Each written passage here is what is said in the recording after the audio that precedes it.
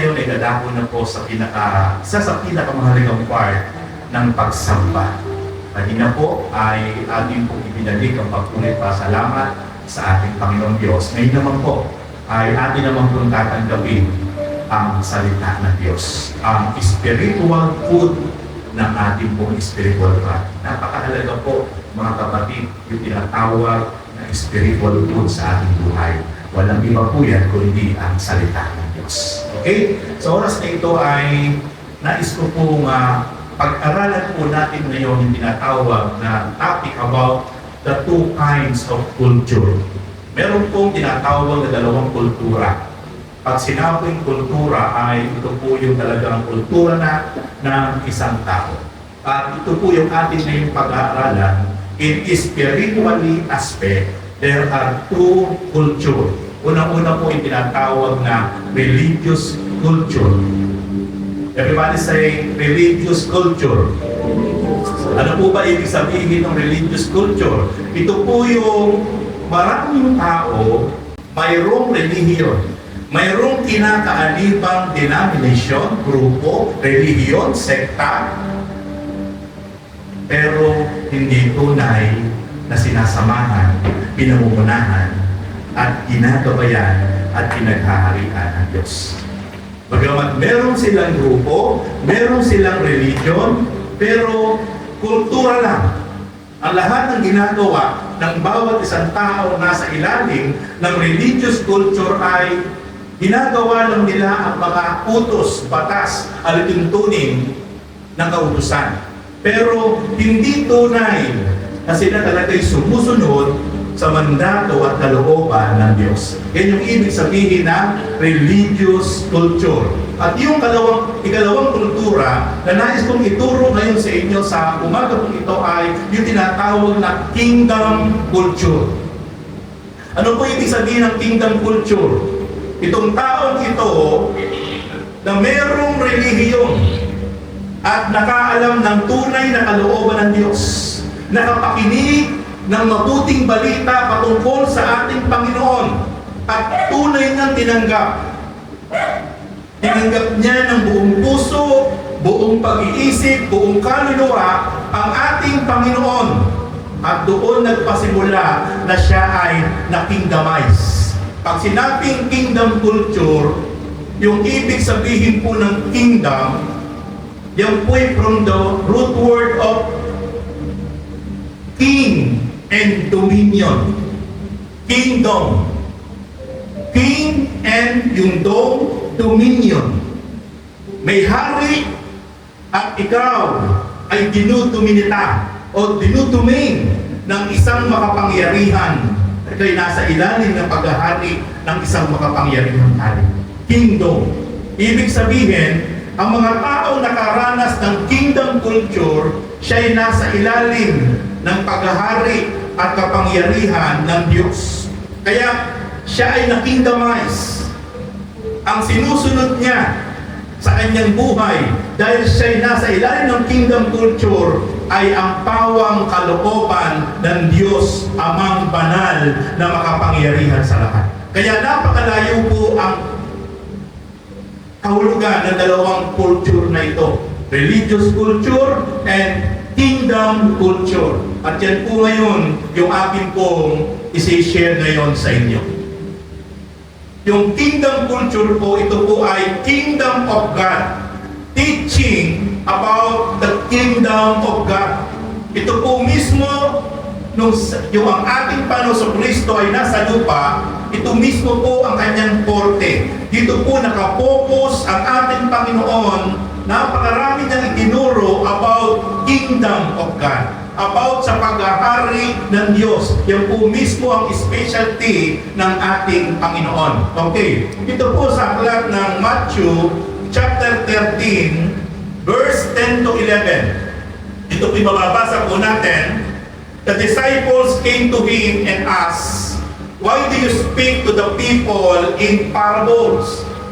Yung mga disipulo ng ating Panginoon, yung mga alagad ng ating Panginoon, lumapit sa ating Panginoong Kristo at nagtatanong, bakit Kayo po ay nagsasalita. Bakit po kayo nagtuturo patungkol sa patalinghaga?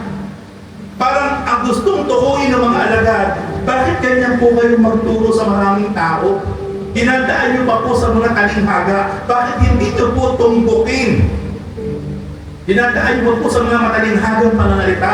Ito po yung tanong ng mga alagad nung sila ay sabay-sabay na lumapit sa ating Panginoon. In the book of Matthew 13 verse 10. And then verse 11, Jesus said, ito po ang sabi ng ating Panginoon sa kanila, because the knowledge of the secrets of the kingdom of heaven has been given to you, but not to them. Ay kita po natin ang pagkaalam patungkol sa paghahari ng Diyos ay ipinagkaloob sa inyo, sabi ng ating Panginoon. Pero hindi ipinagkaloob para sa kanila. Listen carefully. Napakaliwanag na mismong lumabas sa bibig ng ating Panginoon. Ito pala, teaching about kingdom, culture, kingdom of God. Hindi lahat inaalaw ng Diyos na maunawaan ng bawat isa. Pinipili lang ng Diyos ang bawat isang tao na maunawaan niya ang patungkol sa paghahari ng Diyos.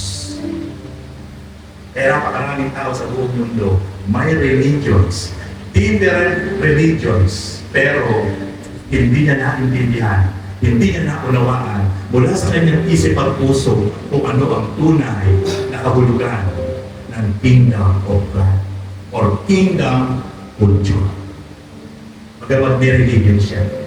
Kasi mismo ang ating Panginoon ang may sabi sa inyo, ipinagkaloob ng aming Ama na maunawaan niyo ito. Pero hindi sa lahat. Kaya ibig sabihin ng Panginoon, kaya ganito ako magturo. Laging patalinghaga. Kailangan mo mag-isip ng mabuti kapag itinuturo ko ang patungkol sa paghahari ng Diyos. Pasilin niyo po ang ating Panginoon. Katulad nito ang paghahari ng Diyos. Ganun lagi po sa mga salita. Katulad nito ang paghahari ng Diyos. Mayroong isang bata na tinawag siya. Kapag hindi kayo tumulat sa batang ito, hindi kayo paghaharian ng Diyos. Example lang po yan, pero ito po ginamit ng ating Panginoon ng isang bata na isang actual illustration.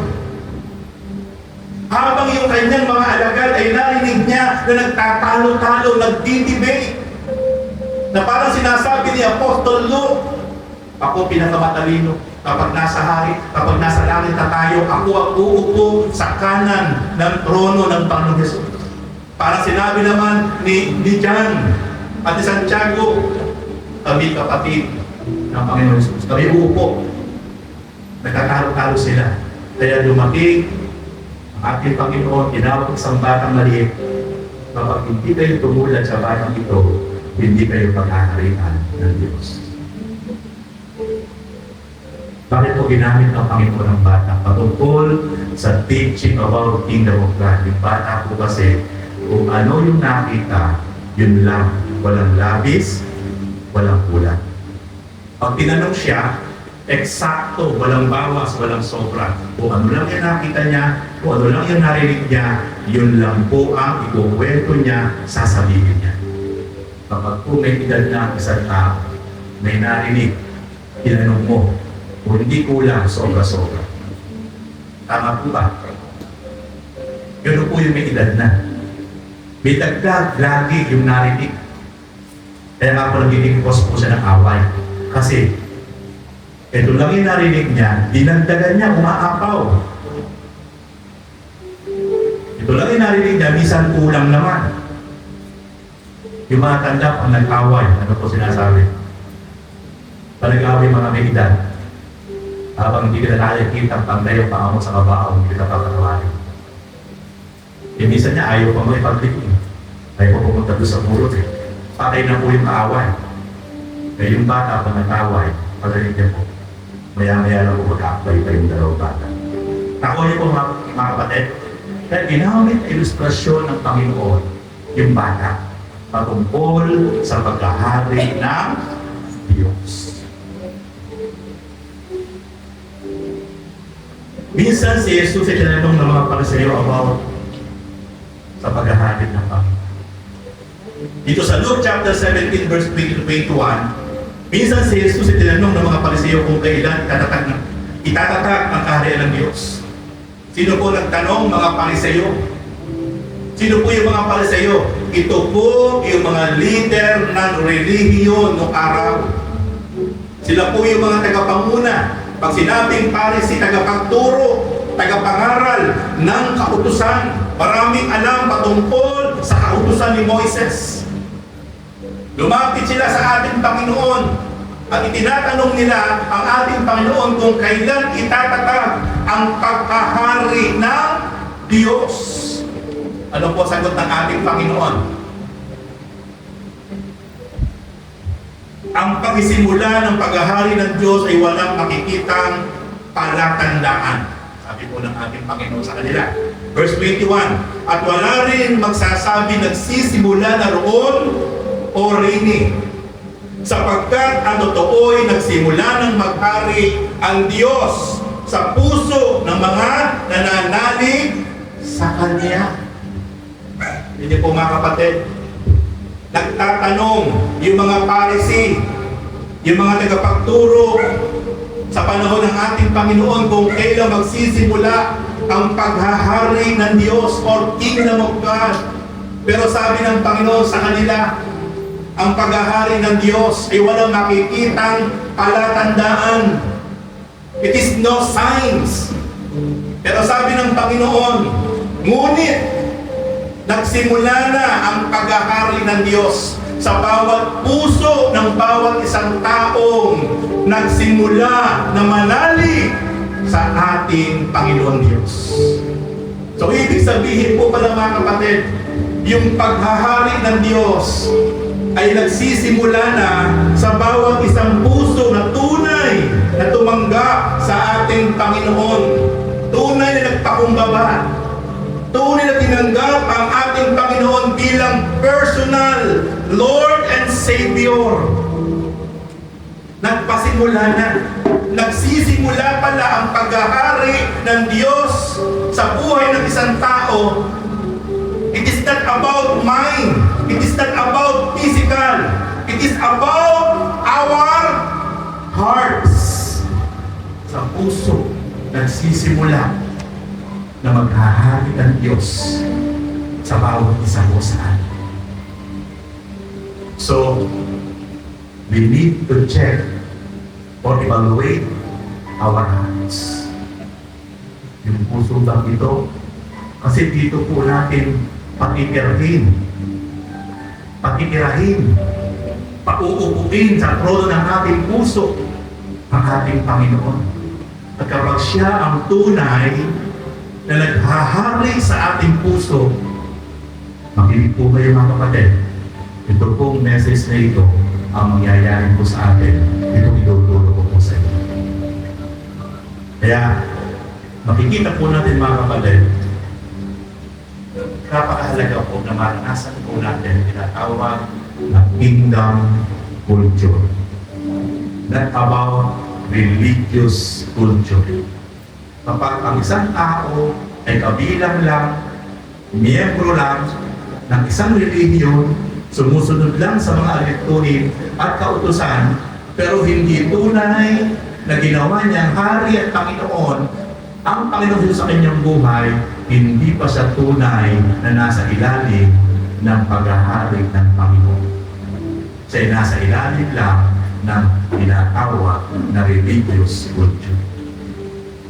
Okay, puntahan po natin yung tinatawag na religious culture para mas maintindihan po natin.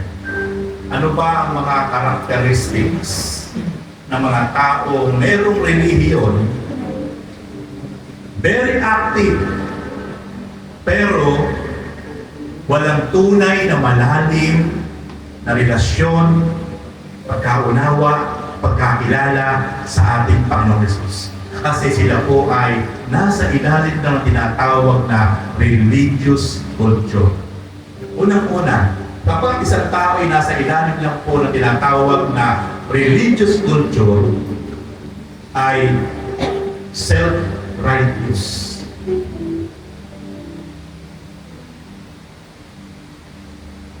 Ang unang-una katangian ng isang tao nasa ilalim ng tinatawag na religious culture ay self-righteous. Ang lagi ng tingin sa kanyang sarili, sa iyong matuwid, sa iyong tama, sa iyong banal, pero yung iba, lahat ay pangit sa kanya. Yan po yung nasa ilalim ng religious culture. Self-righteous. Lagi siya yung malinis, lagi siya yung tama, lagi siya yung matuwid. Lahat ng tao sa paligid niya ay tingin niya po ay masama at mali. Ito po yung sinasabi sa Luke chapter 18, verse 9 to 14. Yun niya po, basahin natin. Sinabi rin niya ang talinghagang ito sa mga tao ang tingin sa sarili, matuwid, kumahaba naman sa iba. May dalawang lalaki pumansin ng templo upang manalangin.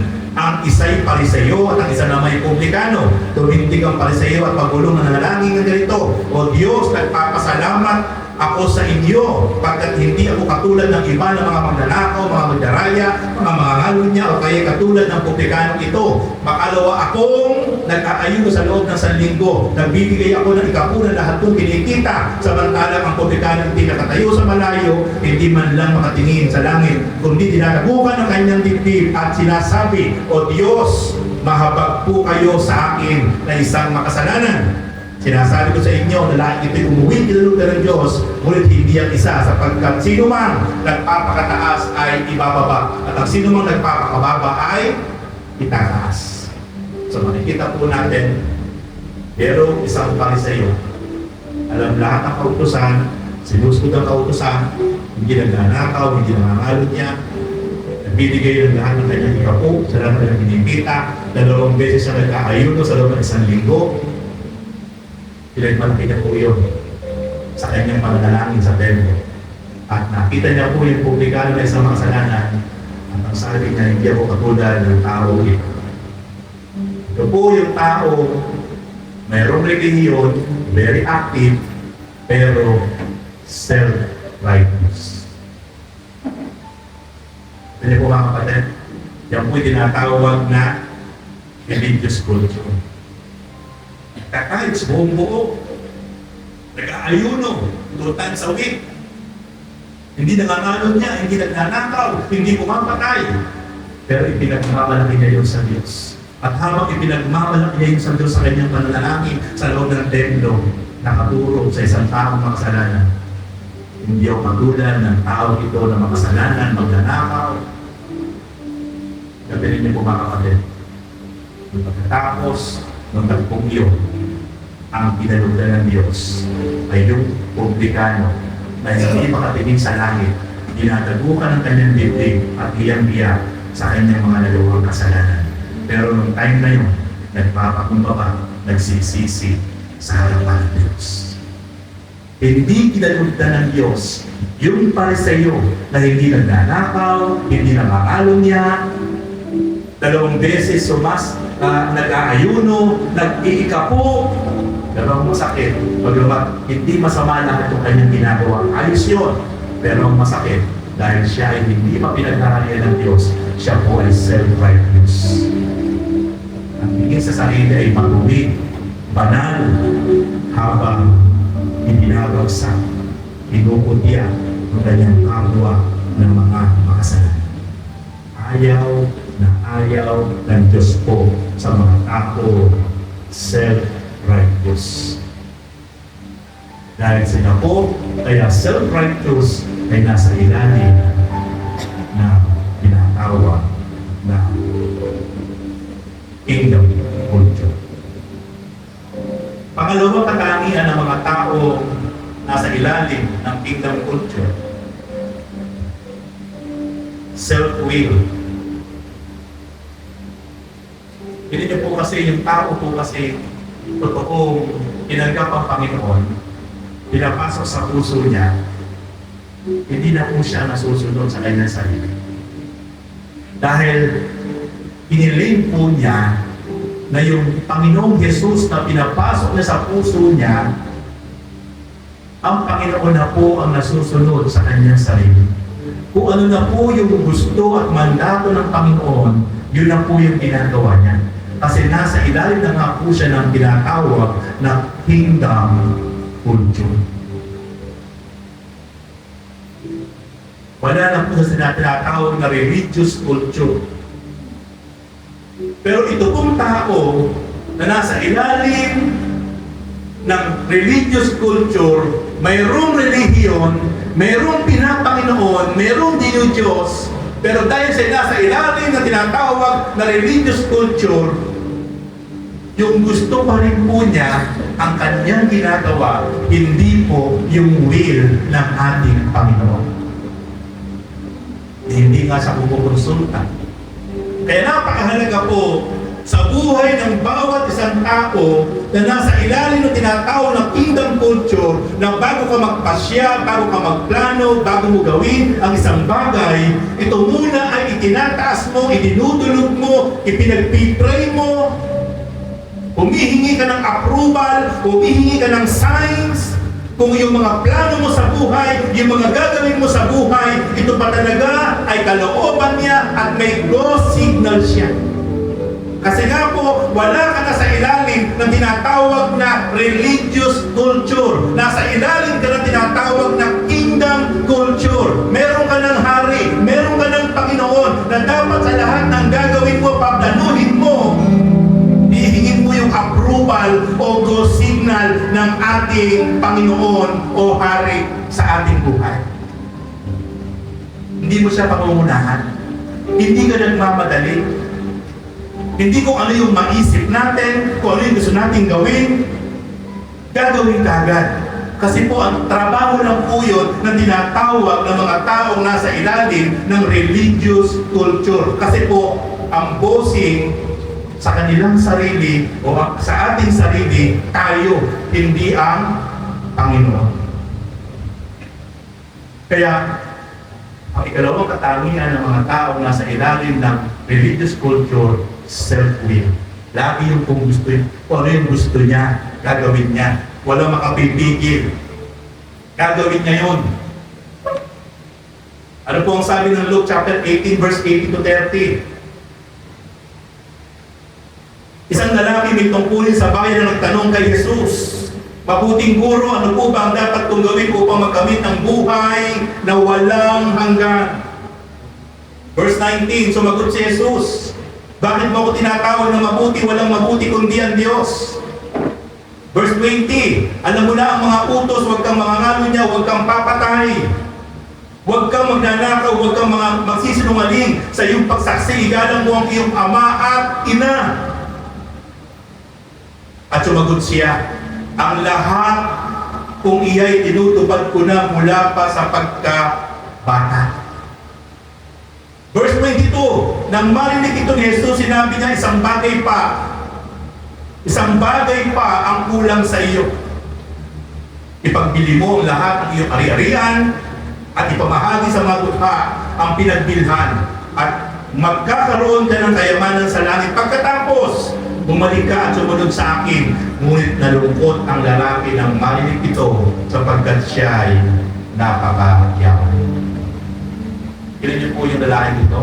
Wala pa sa pagkabata, hindi nangangalot niya, hindi nagsisinungaling, hindi nagnanakaw, ginagalaw niya ang kanyang ama at ina.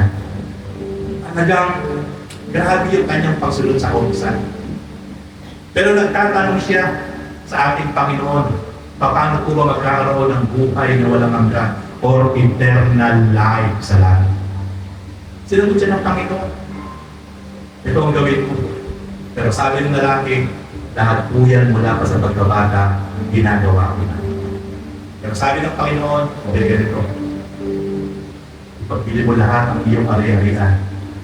At kapag ipagbili mo na, ipagbigay mo sa mga dukha.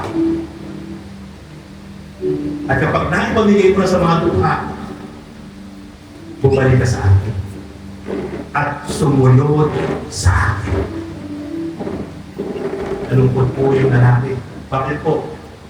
Sapagkat napakayaman ng lalaki. Hindi lang po siya mayaman, napakayaman. Hindi niya nagawang gawin yung inuutos at ipinapagawa sa kanya ng ating Panginoon. Although siya po ay napaka-faithful na sumusunod sa mga kautusan, pero siya po ay nasa ilalim lang ng tinatawag na religious culture. Hindi pa totoong naghahari sa kanyang Panginoon sapagkat hindi niya masunod kung ano ang mandato ng Panginoon sa kanya. Yan po ang kautuhanan, mga kapatid. There are two kinds of culture in this world. Religious culture or kingdom culture. Nasaan tayo dyan, mga kapatid? Ang nasa ilalim ng religious culture, self-righteous. Lagi ang tingin sa sarili, matuwid, banal, malinis. Pero ipinabagsak, inukutya yung kanyang kapwa na makasalanan. Self-righteous. And then, second, ang mga taong nasa ilalim ng religious culture, self-will. Hindi kayang sundin yung pinagagawa ng Panginoon, yung utos ng Panginoon, kundi kung ano yung gusto niya, yun ang gagawin niya. It's about religious culture. Meron siyang relihiyon, pero wala siyang tamang relasyon at pananampalataya at pagsunod sa ating Panginoon. Ano po sabi? Inuutusan sa ibang piling yung kanyang napakaling kayamanan, pero hindi ginagawa sapagkat napakayaman niya. Kaya sabi ng Panginoon, sa verse 24, nakita ni Jesus, nalulungkot siya, at kanyang sinabi, napakahirap mapabilang sa mga pinaghaharian ng Diyos ang mayayaman. Sino po may sabi niyan? Ang ating Panginoon. Napakahirap mapabilang sa mga pinaghaharian ng Diyos ang mga taong mayayaman. Kapaalag tayo, mga kapatid. Kasi kahit mayaman tayo, pinaghaharian tayo ng Diyos. Amen! Iniigay niyo ba na mayaman tayo? Palampakan natin ang Panginoon. Kasi ang ating Panginoon ang may sabi, napakahirap mapabilang sa mga pinaghaharian ng Diyos ang mga mayayaman. Sapagkat ano po sabi niya, madali pang makaraan sa butas ng karayong kamelyo kaysa pasakot sa paghahari ng Diyos ang isang mayaman. Madali pa raw makapasok sa butas ng karayong ang isang kamelyo kaysa makapasok sa paghahari ng Diyos ang isang mayaman. Nagtanong ang mga nakarinig dito, kung gayoy, sino po ang maliligtas? Verse 27, tinugon sila ni Jesus, ang hindi magagawa ng tao ay magagawa ng Diyos. At nagsalita si Pedro, tinampuni niyo, iniwan namin ang aming tahanan upang sumunod sa inyo. At sinabi sa kanila ni Jesus, tandaan ninyo ito, walang taong nag-iwan ng tahanan, asawa, mga kapatid, mga magulang, o mga anak dahil sa paghahari ng Diyos na di tatanggap ng makapugong higit sa panahon ito at ang buhay na walang hanggan sa panahon darating. Mga kapatid, nakita po natin ang mga tao nasa ilalim ng religious culture hindi kayang sumunod kung ano ang ipinapagawa at sinasabi ng ating Panginoon sa kanyang buhay. Ipipilit na yung kanya sapagkat siya ay meron lang relihiyon, meron lang kinakaanibang sekta, pero hindi siya tunay na pinaghaharian ng Diyos. Tunay kung pinaghaharian ng Diyos, mga kapatid, listen carefully, ay laging handa na sumunod kung ano ang pinapagawa sa kanya ng Panginoon. Mahirap man minsan, o madalas mahirap man gawin kung ano yung pinapagawa ng Diyos. Pero susunod ka ng may katapatan, may kapakubabaan, Kasi hindi na ikaw ang hari ng buhay mo, kundi ang Panginoon Diyos na ang hari sa buhay mo. Sapagkat ikaw ay nagpasimula na kingdomize. Ikaw ay nasa ilalim na ng paghahari ng Diyos sa iyong buhay. Si Clarissa bago nasa, di ba sa Clarissa, anda ka sa labas ng bago na.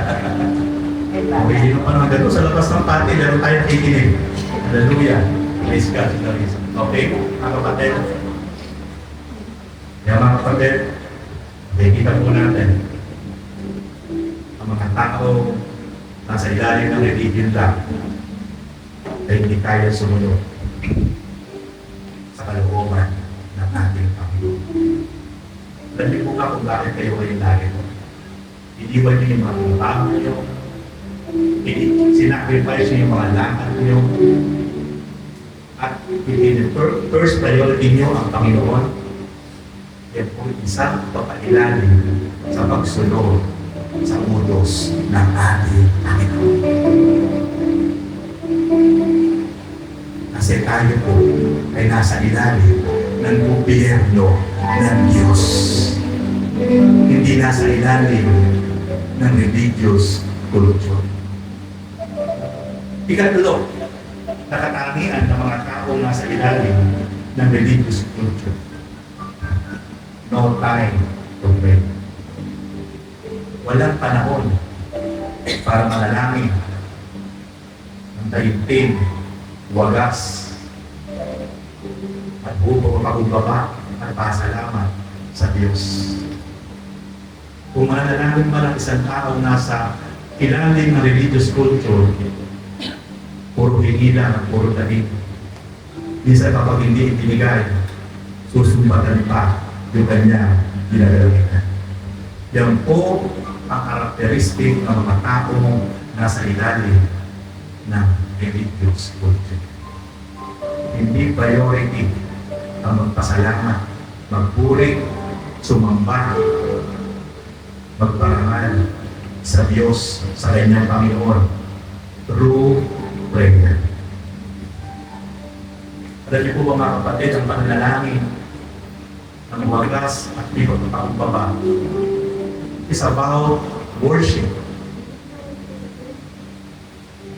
Kapag ikaw ay wagas at taimtim na nagpapasalamat at pupuri kahit ano ang nangyayari sa buhay mo, ito po ay isang uri ng mataas na pagsamba, pagpaparangal sa Diyos. Pero ang mga tao kung nasa ilalim ng religious culture, wala akong panahon yan na magpasalamat, magpuri, manalangin sa Diyos ng wagas at may kataubahan. Mark chapter 14 verse 32 to 41, dumating sila sa isang lugar na tinatawag na Gethsemane. Sinabi ni Jesus sa kanyang mga alagad, dito muna kayo at mananalangin ako. Verse 33, ngunit isinama niya sina Pedro, Santiago at Juan at nagsimulang mabagbag at maghirap ang kanyang kalooban.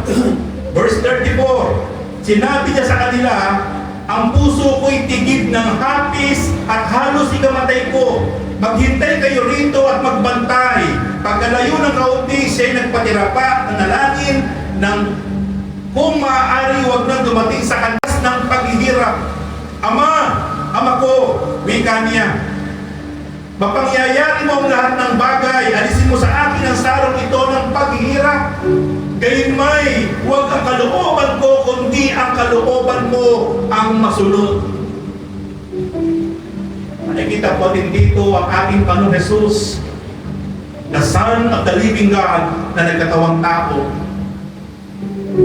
Dahil siya ay nasa ilalim ng gobyerno ng kanyang Diyos Ama, kahit nagkatawang tao, makikita po natin sa Kanya na kahit ano yung kinakaharap niya, kahit ano yung pinagdadaanan niya, at kahit ano yung kanyang haharapin na matinding pagsubok, pero lagi pa rin siya na may time na pumunta sa isang lugar na tahimik, walang po pwedeng makaabala sa kanya, upang doon ay patuloy na kausapin, dumulog sa kanyang Diyos Ama na nasa langit. Sapagkat alam na alam ng ating Panginoon Jesus, ilang oras na lang ang nananabik, siya'y dadakpi na. At sa kanyang pagdakip, dito na niya mararanasan ang isang kaparusahan, isang pagmamalupit na walang kapantay, hanggang siya ipapako sa krus. Kaya ang sabi niya, Ama, magagawa mo ang lahat ng bagay. O pwede bang alisin mo sa akin, ilayo mo sa akin ang saro ng sobrang paghihirap. Ito po yung mga panalangin ng ating Panginoon. Pero ang maganda po, humihingi po siya ng pagliligtas mula sa kanyang Ama. Pero doon sa bandang huli ang sabi niya, pero wag po yung gusto ko ang masunod, kundi kung ano po ang kalooban mo, yun po ang mangyari. It is a great example about kingdom of God. Dahil ang ating Panginoon Jesus ay nagpapailalim sa authority and power ng kanyang Ama, kahit siya'y anak ng Diyos, pero kung ano ang kalooban, kung ano ang kagustuhan ng Ama, kahit ayaw niya, tatanggapin niya, sapagkat alam niya na kailangan niya magpasakop kung ano ang gusto ng kanyang Ama. Kaya wag po yung kalooban ko ang mangyari, kundi kung ano po ang gusto ko, Ama. Kahit dadaan sa pinakamabigat na pagsubok, kaparusahan, hirap, sakit, pero naglalaan pa rin ng marugdog, taimtim na panalangin ng ating Panginoon sa kanyang Ama. My beloved brothers and sisters, ito po ang nais makita ng Diyos sa bawat isa po sa atin. Na kahit ano po yung ating pinagdadaanan sa buhay, at kahit ano po yung nakikita natin na kaamba ng mga negative situation, trials, or negative circumstances ng ating buhay, ay huwag po tayong titigil na patuloy po na magbigay ng panahon at oras para po kausapin ang mataimtim na may paggalang, pagpapakumbaba, may pagtitiwala, may pagpapasalamat. At sa ating mga pananalangin, although minsan meron tayong mga gustong mangyari sa ating mga buhay, ito yung gusto natin mangyari, pero huwag natin kakalimutan sa bandang huli kung ano yung plano at kalooban ng Diyos sa atin ang masunod, hindi tayo. Sapagkat yan ang tunay na manifestation na nasa ilalim tayo ng gobyerno ng Diyos. Ang naghahari sa atin ay ang Panginoon. Hindi tayo nasusunod na naghahari sa ating mga sarili. Kaya dito nakita po natin dito, nagbalik siya at dinatnan niya, natutulog ang tatlong alagad. Sinabi na kay Pedro, natutulog ka, Simon. Hindi ka ba makapagbabantay kahit isang oras man lang? Magpuyat kayo at manalangin upang huwag kayong madaig ng tukso. Ang espiritu ay nakahanda, ngunit ang laman ay mahina. Ay kita po natin ang pananalangin na marugdog, taimtim, at may kapakumbabaan at pagsunod sa Diyos. Ito po ay isang kapangyarihan na nagbibigay sa atin para po yung spirit of temptation na aali-aligin na nilalagay sa isip at damdamin o emosyon natin, ay ito po ay ma-overcome natin sapagkat tayo po ay babad sa pananalangin sa harap ng Diyos. Kaya na-overcome natin ang mga temptation. Ang bless of the eye, ang mga tukso sa ating mata, tukso sa ating laman, tukso sa ating sarili, sapagkat nagbababad tayo sa pananalangin sa ating Panginoon. Kaya very powerful, mga kapatid, sa isang tao na lagi siyang may panahon, may oras, kahit ano yung pinagdadaanan niya sa buhay, kahit ano ang sitwasyon niya sa buhay, pero lagi siyang merong time, lagi niyang priority. Bago siya bumaba ng kanyang higaan, bago siya bumaba ng kanyang kwarto, lumabas ng kanyang kwarto, siya'y magpapasalamat, siya'y taimtim na magpupuri, siya'y taimtim na hihingi ng guide sa Panginoon sa maghapon. At kahit ano yung ginagawa niya, merong biglang conviction ng Holy Spirit. Kahit siya abala sa kanyang ginagawa, pero patuloy pa rin siyang pupunta sa isang lugar na tahimik. Sa kanyang trabaho, sa kanyang bahay, sa kanyang lugar na pinuntahan, at patuloy niyang kakausapin, pararanagan, papupurihan ang ating Panginoon. Sapagkat ito ang kultura ng isang tao na nasa ilalim ng gobyerno at pinaghaharian ng Diyos. Laging may panahon, laging may oras para kausapin, para pasalamatan, para parangalan, para ibalik ang papuri sa ating Panginoon through prayer. Pero ang mga tao nasa ilalim ng religious culture, may relihiyon, may sect ang kinakaaliban, wala na pong panahong manalangin. Ito, sila Pedro, ang mga alagad, ang mga unang alagad, kasama nila ang Panginoon, pero during that time, kahit kasama nila ang Panginoon, hindi pa totoong naghahari sa kanila ang Diyos. Kaya nga nagkaaway-away pa sila, nagpapayabangan pa sila, kasi nga po, hindi pa bumababa sa kanila ang Espiritu ng Panginoon. Nung sila po ay mabaptize ng Holy Spirit, nung ang ating Panginoon po ay namatay na at nasa langit. Bumaba sa kanila, sa mga ulo nila, ang Espiritu sa anyong dilang apoy, habang sila nagsasama-sama na nananalangin, nagpupuri sa Acts chapter 2. At mula nung sila po ay mabaptize ng Holy Spirit, ito po yung starting point na lahat na ng gusto ng Panginoon at kalooban ng Panginoon, dahil nagpasimula na silang pinaghaharian ng Diyos, yun na po ang ginagawa nila dahil sila ay totoo na po na-kingdomize. Una po kasi nasa ilalim sila ng religious culture. Meron silang religion, pero hindi sa totoong pinaghaharian ng Diyos. Kaya mga kapatid, napakahalaga po sa buhay ng bawat isang tao na maranasan po natin consistent na tayo po ay nasa ilalim ng paghahari ng Diyos. Pahahalagahan mo ang Diyos, ipaprioritize mo ang Diyos, ipaglalaban mo ang Diyos.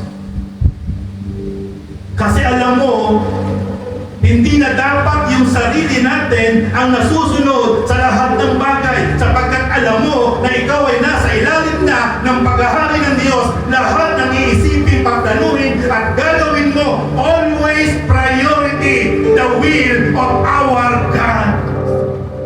Because you are under of kingdom of God.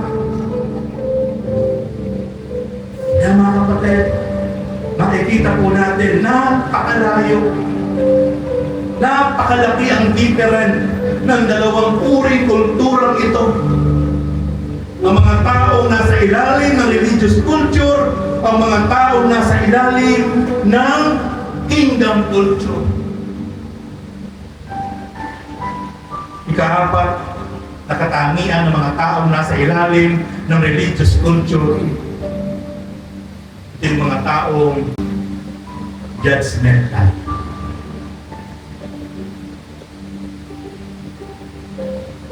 Ano yung game sa Itbulaga? Ano yung game sa Itbulaga? Sabihin mo, ano yung game sa Itbulaga? Bawal ang judgmental. Ang ganda po ng laro na yun. Kaya tinuturuan po sa games na yun na bawal ang isang tao na maging judgmental, na hindi ka titingin sa panlabas, anyo, taas, laki, gwapo, kapangitan, huwag mo siyang husgahan. Kasi hindi mo alam na totoo niya, alagayan at salawin. Kaya sabi nga doon, bawal ang judgmental. Pero yung mga tao nasa ilalim ng religious culture, ito po yung mga tao mapangusga, mapanghato. Tumitingin sa nakikita, tumitingin na sa naririnig, kasi nga po nasa ilalim ng religious culture. Ano po ang sabi ng John chapter 8 verse 1 to 11? Ngunit si Jesus ay pumunta sa bundok ng mga Olivo. Kinaumagahin nagbalik siya sa templo, lumapit sa kanyang lahat, kaya tumupo siya at sa kanila at sila'y tinuruan. Verse 3, noon din nila sa kanya ang mga eskriba ng mga Pariseyo ang isang babaeng nahuli sa pakikiapid. Pinatayo ito sa harapan nila at sinabi kay Jesus, Guro, ang babaeng ito'y nahuli sa pakikiapid ayon sa utusan ni Moises. Dapat batuhin hanggang sa mamatay ang mga gayat niya. Ano ang masasabi mo? Ay, kita po natin yung mga Pharisee, yung mga Sadducee, yung mga eskriba, ito yung mga prominente tao, ito yung mga leader ng relihiyon, ito yung mga tagapagturo ng relihiyon. Nakita nila isang babae na huli sa pangalan niya, mayroong batas mula sa sinulat ni Moises. Ang isang babae at lalaki mahuli sa pangalan niya, kailangan ito'y batuhin hanggang sa mamatay. At ito'y dinala nila sa ating Panginoon. Ito po'y nahuli sa pangalan niya. At isa pa po motive nila dito, dahil wala silang masilip na ihahatol, ihuhusga sa ating Panginoon. Gusto nilang subukin ngayon si Jesus. Ipitin. Kasi kapag hindi niya hinusgahan ito, lalabagin niya ang kautusan ni Moises. Kapag hinatulan niya ito, babalikan siya. Totoo ka bang anak ng Diyos? Totoo ka bang tagapagturo? Bakit ikay humahatol ng kamatayan? Kaya halos walang tulak kamigin, walang sisilungan ng ating Panginoon. Kasi itatrap siya ng mga eskriba at Pharisee. Ano hatol mo? Nahuli namin sa pangalan niya ang babaeng ito. Hatulan mo, batay sa iyong hatol. Pero ayon sa kautusan ni Moises, ang sino mang babae at lalaki na mahuli sa pangalan niya, babatuhin hanggang sa mamatay.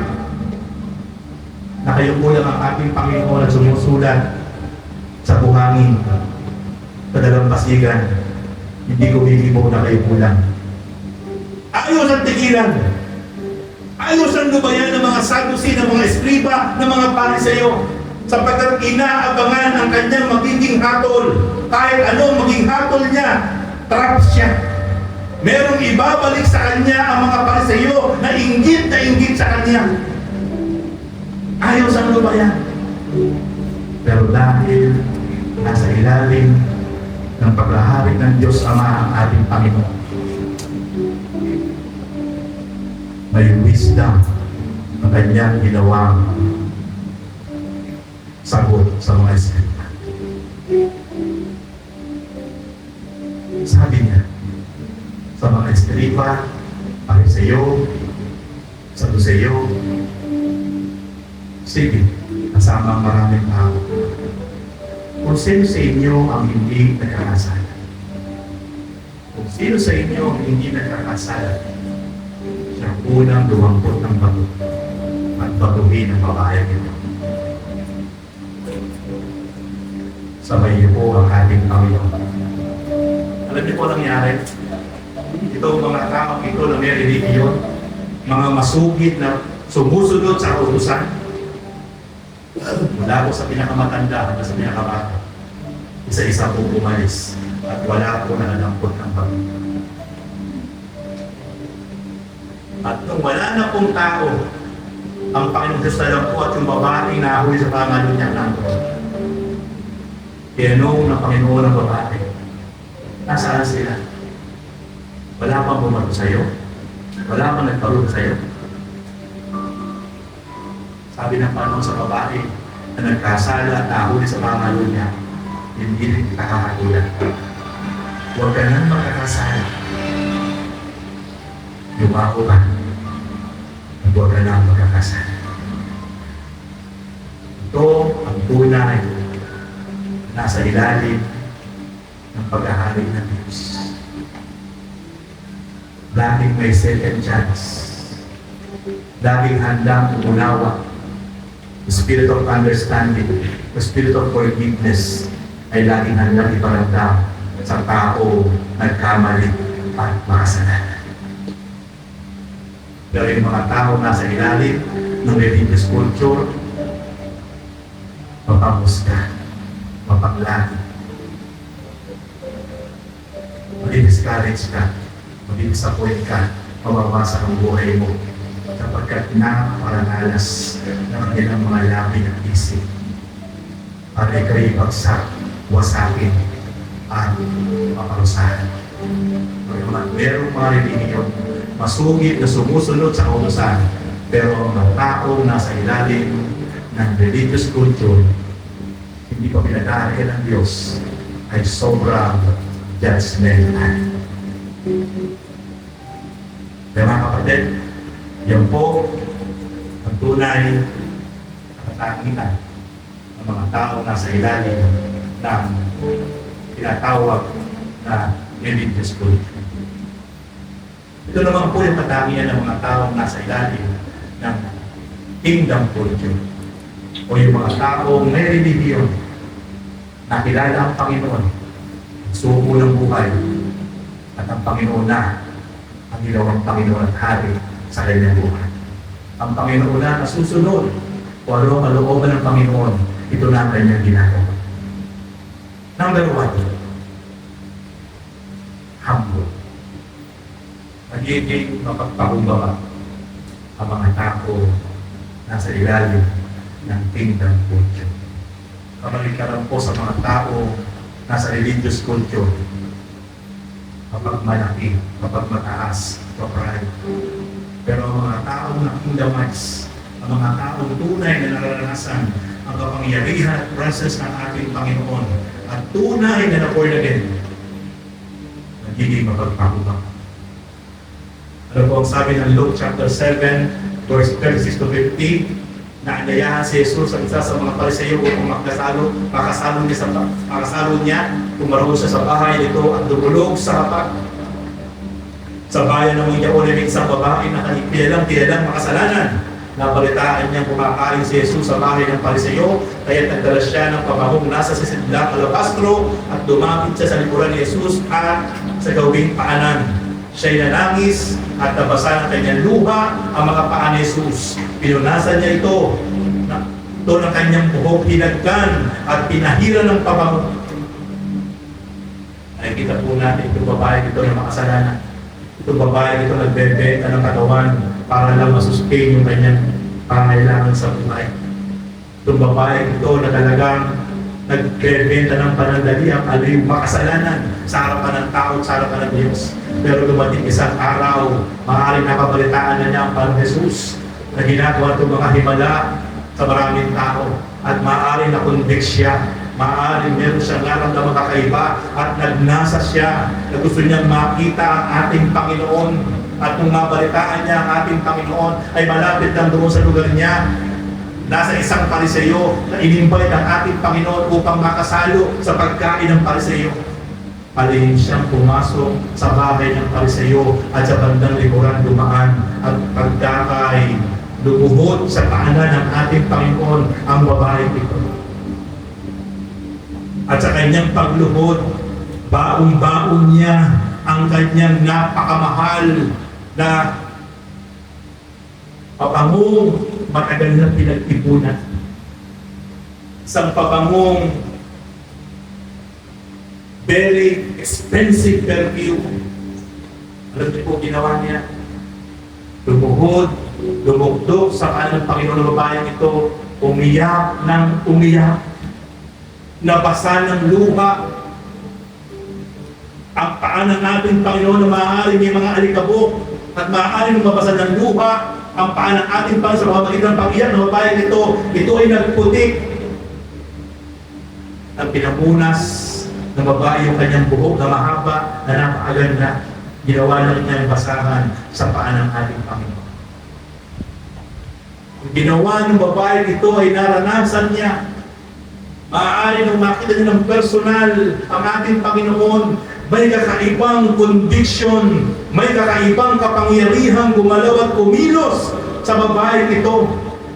At nung aktwal na niyang nahawakan ng mga paa ng ating Panginoon na umiiyak siya, first time niyang naranasan yung spirit of humility, spirit of humbleness. At doon sa kanyang pag-iyak ay maaaring pinagsisisihan niya ang lahat ng kanyang mga nagawang kasalanan. Kaya nung time na yon, talagang iyak siya ng iyak, tumangi siya ng sobra-sobra. Sapagkat nare-recall niya ang lahat ng kanyang kasalanan. At meron na kakaibang gumagalaw sa kanyang puso, sa kanyang isip, sa kanyang buong pagkatao. Sa pamamagitan ng kapangyarihan ng ating Panginoon. The spirit of conviction ay naranasan niya. Kaya humagulgol siya, tumangi siya, nagpakumbaba siya. Hindi niya niyakap ang ating Panginoon sa katawan, sa ulo, kundi yung pinakamaruming part ng katawan ng ating Panginoon, ang kanyang niluhuran, iniyakan.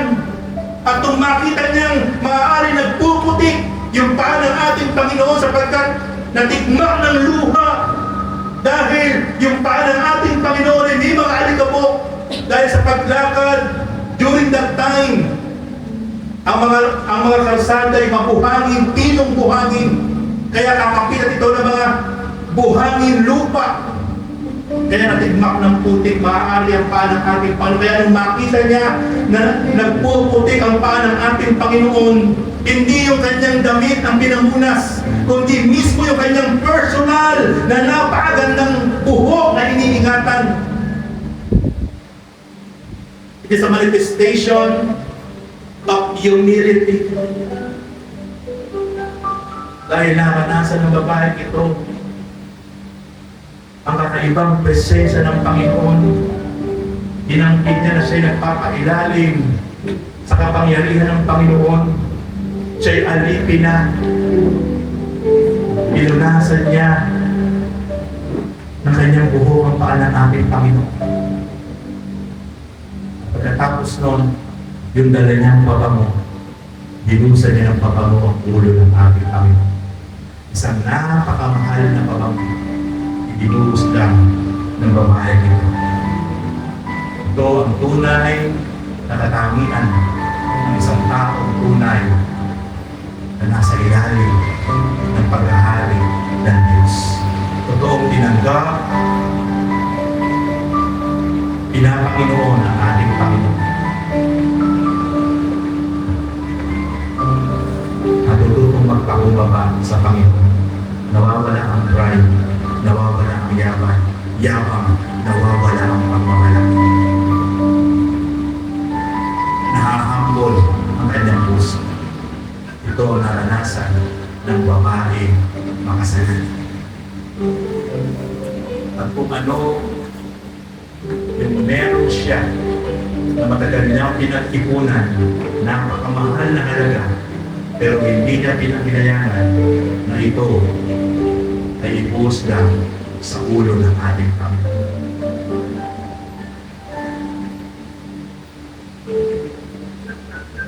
Sabi nga ng Pariseo, sa kanyang isip, kung nag-invite sa ating Panginoon, kung alam lang ni Jesus kung sino at anong uri babaeng ito na umiiyak sa kanya. Kung alam lang niya, alam niya babaeng ito. Ang uri ng pagkatao ng babaeng ito. Pero sabi ng Panginoon, kita mo, pumasok ako sa bahay mo, hindi mo man lang bigyan ng tubig o mahugasan ng aking paa. Dahil ito, itong babaeng ito, mula kanina hanggang ngayon walang lubay sa pag-iyak sa aking paa. Inigmak ng kanyang lupa ang aking paa. Pumasok ako sa bahay mo, hindi mo lang binigyan ng langis. Pero itong babaeng ito, binusa ng pabango ang aking ulo. Nahiya po yung Pariseo sa ginawa po ng babae sa ating Panginoon. Pariseo nag-invite sa kanya, merong religion, nagtuturo ng kautusan, pero hindi pa po siya nakikamass. Hindi pa po ang naghahari sa kanya ang Diyos. Kaya wala po siyang humble heart. Wala siyang pagpapahalaga sa ating Panginoon. Although in-invite lang niya, maaaring gusto lang niya ipagmalaki na na-invite niya ang Panginoon. Pero ito, babae, ito na tunay na pinaghaharian ng Diyos. Grabe po ang ginawang effort, pagpapahalaga, pagmamahal sa ating Panginoon. Kaya kauna-unahan po katangian mga kapatid ng mga taong tunay na pinaghaharian ng Diyos. Nagiging mapagpakumbaba. Nawawala ang pride, nawawala ang pagmamalaki, nawawala ang ating yabang sa harapan ng Diyos. At tayo nagiging humble. At kung ano ang meron tayo, hindi natin ito pwedeng ipagmalaki sa Panginoon. Sapagkat alam natin kung ano ang meron tayo, maliit man malaki, lahat yan alam natin mula yan sa Kanya. At kaya natin yan ibigay para sa kalooban ng Panginoon. Kasi tayo tunay na pinaghaharian ng Panginoon. Ikalawang katangian ng mga taong na-kingdomize o ang Panginoon na ang ginawang hari sa kanyang buhay. Ang Panginoon na ang nasusunod sa kanyang buhay. Hindi na ibang tao, hindi na ang kanyang sarili. Nagiging generous. Kabalik na lang po sa mga taong nasa ilalim ng kultura ng relihiyon. Ano po kabalik na lang ng generous? Puripot. Pero yung kung tao na kingdomize, grabe pong nagiging generous. Doon po sa Luke chapter 19 verse 1 to 10, alam niyo naman po ang kwento patungkol kay Zacchaeus. Si Zacchaeus po ay isang napakayamang maniningil ng buwis. Si Zacchaeus po ay chief tax collector during that time. Napakarami na niyang naipundar, napakarami niyang pera, pero isang araw nagkaroon siya ng urge na pumunta doon sa gathering na kung saan ang Panginoon na nangangaral. Pero napakapandak niya, hindi niya makita, at ang gusto niya personal niyang makita ang Panginoon. At pagdatay, umalik siya sa isang puno ng sikomoro para natapos yung gawain, dadaan doon ng Panginoon para gusto niyang makita ng malapitan ng ating Panginoon. At noong natapos na nga yung gathering, napakaraming tao nagsisiksikan, overcrowded. Napadaan ang ating Panginoon sa puno ng sikomoro kung saan nakasampa si Zacchaeus na 4 na pulgada lang ang taas. Ang sabi ng Panginoon kay Zacchaeus, Zacchaeus, bumaba ka agad dyan at tutuloy ako sa bahay mo. Alam niyo po, yung marinig ni Zacchaeus, may kakaibang kapangyarihan, presensya na pumasok sa kanyang isip, damdamin at puso, sapagkat sinambit ng ating Panginoon ang kanyang pangalan. First time lang sila nagkita, pero na-mention ng Panginoon ang kanyang pangalan, Zacchaeus, bumaba agad diyan. Kaya nung marinig ni Zacchaeus, tuwang-tuwa siya. Hindi niya alam ang kanyang gagawin sapagkat yung gustong-gusto niyang makita ng malapitan ng ating Panginoon nangyari. At hindi lang yun, ganun lang. Personal na pupuntahan ng ating Panginoon yung kanyang bahay at doon maaaring manantalian. Kaya kakaibang gala, kakaibang saya ang naranasan ni Zacchaeus.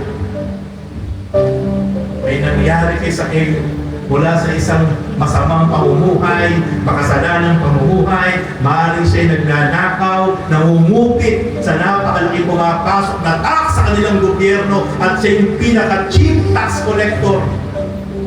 Kaya nakapagpunta siya ng maraming ari-arian, nakaipon siya ng maraming kayamanan. But for the first time, meron siyang naramdaman na kakaiba. Parang hindi na nagbibigay ng saya sa kanya yung yaman niya. Parang naghahanap siya ng ibang galak sa buhay niya. Kaya pumunta siya doon sa gathering na kung saan nandun ang ating Panginoon. At di na ko siya natin. Kaya nung nandun na sila sa loob ng bahay ni Zacchaeus, kumakain, bigla siyang tumayo. Ang sabi niya, Panginoon. Ang sabihin niyo po, hindi niya tinawag sa pangalan ng ating Panginoon. Hindi niya po tinawag na Rabbi, o tagapagturo o guro. Ang tawag niya po sa ating Panginoon, Panginoon, Lord. Bakit po? Kasi tinanggap na niya sa kanyang buhay ang ating Panginoon bilang kanyang Panginoon at Hari during that time. Ano po ang sabi niya? Dahil na-kingdomize siya, na-born again siya ng totoo. Handa ko po ipamigay ang kalahati ng aking kayamanan sa mga mahihirap. Sabi po ni Zacchaeus sa Panginoon Jesus. At kung may lalayaman ako, apat ay bayo, ibabalik ko. Handa po ni Zacchaeus na lahat ng kanyang kayamanan, kanya po ipamigay, walang pagit. Bakit ko nagkaganon?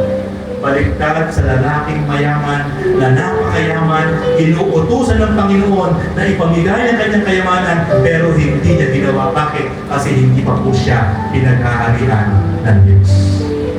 Pero itong si Zacchaeus na naranasan na siya ay pagharian ng Diyos, na kingdomize siya, na born again siya, handa ko po ipamigay. Ano sabi ng Panginoon Jesus? Dumating ang kaligtasan ngayon sa tahanan ito. Lahi ni Abraham ang tao ito. Kaya mga kapatid, tunay pong tao na nasa ilalim ng Kingdom of God, na kingdomize, ay nagiging generous. Hindi po ba? Si Zacchaeus po ay naniniwala na hindi naghirap. Wala na po tayong mababasa sa tala sa kanyang buhay kung ano nangyari kay Zacchaeus matapos siyang makingdamize, matapos siyang mag-ordain. Pero I believe si Zacchaeus po ay lalong pinagpala ng ating Panginoon.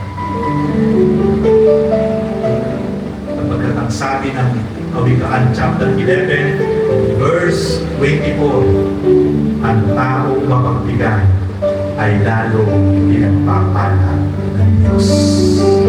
Ngunit ang taong kuripot ay tiyak na maghihirap. Sinabi po yan ng Diyos.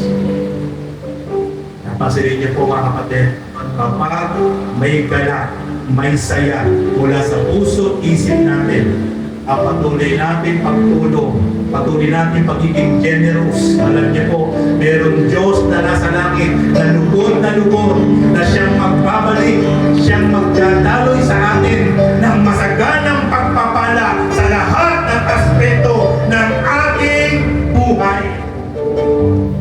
Sapagkat kinalulog na ng Diyos ang mga tao mapagbigay. Kaya, yan po yung ikalawa na katangian ng mga tao tunay na nakingdamize. Ikatlo, nagiging prayerful. Nagiging prayerful ang mga tao nasa ilalim ng paghahari ng Diyos. Luke chapter 22 verse 39 to 46, gaya ng kanyang pinaugalian, umalis si Jesus at nagtungo sa bundok ng mga Olivo at sumama sa kanyang mga alagad. Pagdating doon, sinadya niya sa kanila, sinabi niya sa kanila, manalangin kayo nang hindi kayo madaling ng tukso. Lumayo siya sa kanila ng may 10 kulong bato sa kalumuhod at nanalangin. Ama, wika niya, kung maaari, ilayo mo sa akin ang sarong ito, kahit may huwag ang kalooban ko ang masunod, kundi ang kalooban mo. Nagpakita sa kanya isang anghel mula sa langit at pinalakas ang loob niya. Tigib ng hapis, siya'y nanalangin ng lalong kaimtim, tumutulo at sa lupa ang kanyang pawis na alimoy, malaking patak ng dugo. Tumindig siya, pagkapanalangin at lumapit sa kanyang mga alagad. Naramdaman niya, tutulog ang mga ito dahil sa tindi ng dalamhati, bakit kayo natutulog? Tanong niya, Lumaong kayo at manalangin upang di kayo malaing ng Diyos. Mga kapatid, makikita po natin ang ating Panginoon Jesus. Talwa mo sa inyo, kahit merong matindi pagdadaanan na kakaharapin, pero hindi lumabay na manalangin ang taimtim at tao sa puso sa kanyang Ama na kung saan nasa ilalim siya ng kapangyarihan ng kanyang Ama na nag-aahari sa kanya. Hindi siya lumabay na patuloy na magpuri, manalangin at magsumamo sa kanyang Ama. Samantalang yung mga alagad walang ginawa kundi matulog sapagkat yung mga alagad niya ay hindi pa tunay na pinaghaharian ng Diyos. Sila'y meron lang inihil pa lang ng araw pero wala silang tunay pang relasyon sa Panginoon. Kaya doon sa Mark chapter 1 verse 35, madaling araw pa'y bumabangon na si Jesus at nagtungo sa isang ilang na puok at nananalangin. Makikita po natin mga kapatid, makikita po natin mga kapatid, talaga po ang isang tao na nasa ilalim ng paghahari ng Panginoon ay lagi talaga magbibigay ng panahon at oras para magbigay ng matinding priority para patuloy na kausapin, manalangin sa ating Panginoon Diyos. Sa Luke chapter 18 verse 1, sinaysay ni Jesus ang isang talinghaga upang ituro sa kanila na dapat silang manalangin lagi at huwag manghihinawa. Mismo ang ating Panginoon Jesus talaga ang nagpupurso sa lahat ng kanyang mga alagad, sa lahat ng mga unang malang panalangin, huwag manghihinawa, huwag magsasawa, huwag titigil, sapagkat ito ang isang katangian ng mga taong tunay na pinaghaharian ng ating Panginoon Diyos. Kaya mga kapatid, patuloy na tayo maging prayer po bilang tayo po ay nasa ilalim ng paghahari ng Diyos. Huwag po tayo titigil, huwag tayo manghihinawa. Kahit ikaw ay meron pinagdadaan negatibo, kahit ikaw ay meron mga challenges, trials sa buhay, huwag kang titigil kapatid na patuloy na manalangin sa ating Panginoon. Then last point, katangian ang isang tao pinagkaharian ng Diyos, full of forgiveness. Puspos ng pagpapatawad. Isang tao nasa ilalim ng religious culture, hindi makuha mapagpatawad. Hindi makuha mapagpatawad. Puno ng galit, puno ng ginanakit, puno ng sama ng loob. Puno ng paghihiganti. Dahil siya ay meron lang religiyon, pero hindi siya nasa ilalim ng paghahari ng Diyos. But, kapaligtaran sa isang taong toong pinaghahari ng Diyos, nasa ilalim ng kingdom of God, siya ay puspos ng pagpapatawad. Ito yung kwento doon sa Luke, Acts chapter 7, beginning verse 56 up to 40, up to 60. Si Stephen na umarap sa mga Sanhedrin para ibahagi ang mabuting balita patungkol kay Jesus. Nagalit yung mga Sanhedrin, nagalit yung mga Pariseyo, nagalit yung mga Eskrita sa kanya. Pero kakaiba yung kanyang wisdom, yung kanyang knowledge sa pagbabahagi ng mabuting balita sapagkat puspos siya ng Espiritu ng Diyos. Nagkaroon ng matinding inggit yung mga tao ito na mayroong mga relihiyon, tagapanguna, tagapagturo, sapagkat parang masasapawan sila ni Esteban. Sapagkat si Esteban ay nagsasalita ayon sa kapangyarihan ng banal na Espiritu. May anointing, may power, may presence. Kaya nagkaroon sila ng matinding inggit. Parang inisip nila, mahasapawan tayo nito. Ano bang klase ito? Parang kakaiba yung kanyang sinasabi. Parang kakaiba yung kanyang tinuturo. Parang sa mabilis na panahon, parang makukumbis tayo. How much more yung mga taong walang ganong alam sa kautusan ang hindi niya mapapaniwala. Kaya inutyukan ng mga eskriba, ng mga Pariseyo na si Stephen ay patayin sa pamamagitan ng pagbato. Sapagkat tinik sa kanila itong si Stephen. Maraming mga miyembro sila sa kanilang relihiyon na aalis sa kanila sapagkat iba ang pangangaral ni Stephen. May power, may anointing.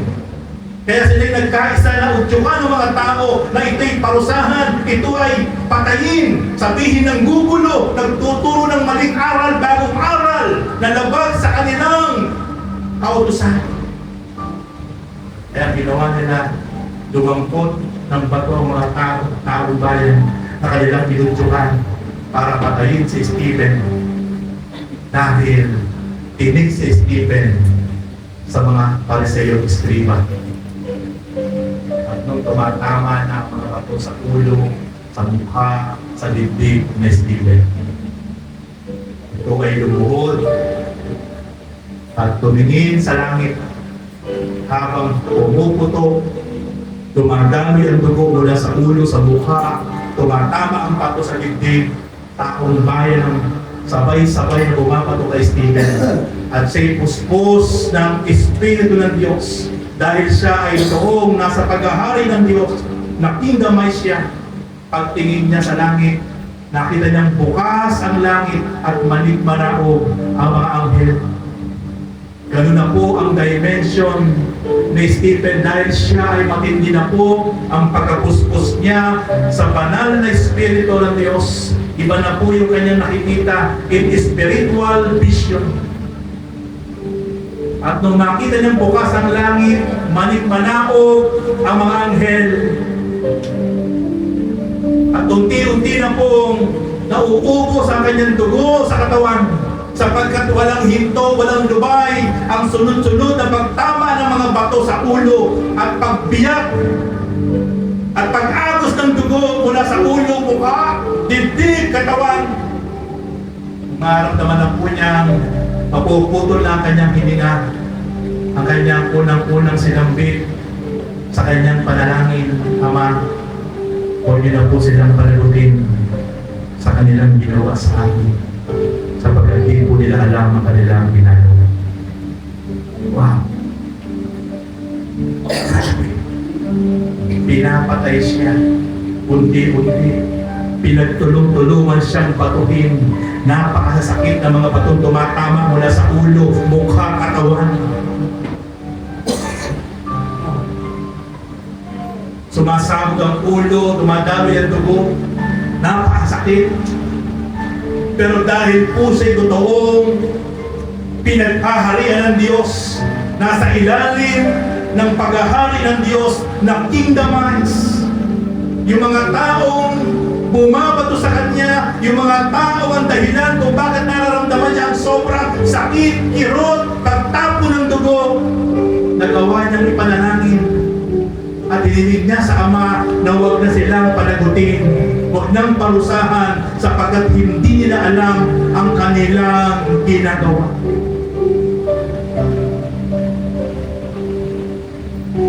This is the true meaning and manifestation of kingdom of God. Ang mga taong tunay na pinagkaharian ng Diyos kayang magpatawad kahit gaano kasakit ang ginawa sa kanya.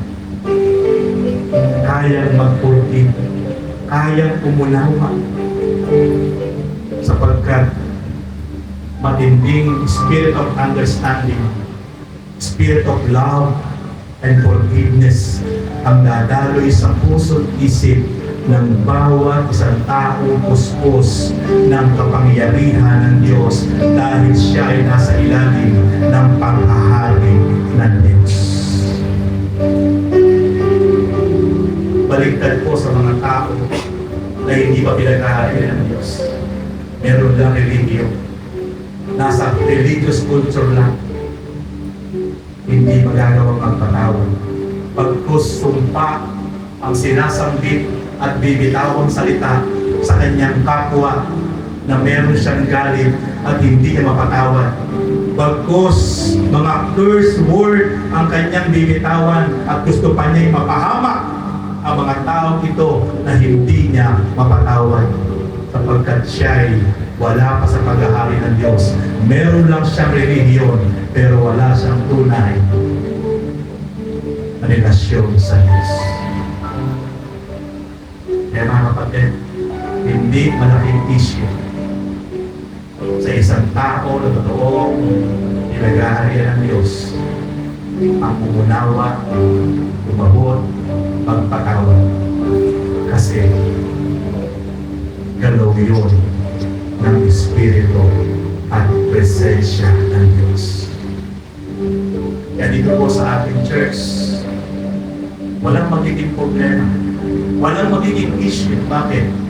Kasi lahat tayo ay pinaghaharian ng Diyos. Pag-unawa, pag-abot, pagmamahal, pagbibigayan, pagpapatawad ang mag-flow sa pamilya ito. Amen? May natutuwa at nagagalak mula noon until now, ang church na ito ay wala akong nagiging issue na malupa at malaki. Walang dinisyon, walang kiringan, walang kagalingan.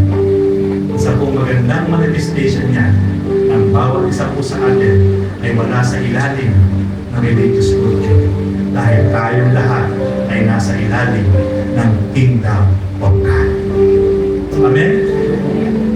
At tuloy po natin ipanalangin yan, pamintay natin yan, na tayo po isang pamilya dito. Meron man nagkakamali, huwag natin kusgahan. Bagkos, amutin natin, unawain natin, tulungan natin na muli siya makabalik, makabangon, at muli maranasan niya ang galaw at pagkilos ng Diyos.